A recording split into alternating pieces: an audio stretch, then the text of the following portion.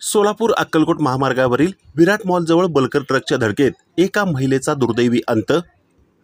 सोलापूर अक्कलकोट महामार्गावरील विराट मॉलसमोर मंगळवारी दुपारी 3 वाजण्याच्या सुमारास एका बल्कर ट्रकने दिलेल्या धडकेत एका महिलेचा दुर्दैवी अंत झाला.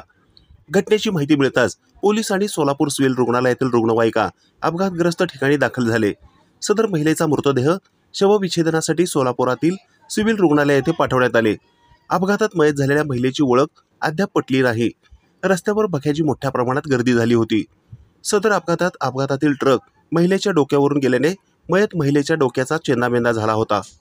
या अपघाताबाबत रुग्णसेवक बाबा मिस्त्री यांनी अधिक माहिती दिली आहे.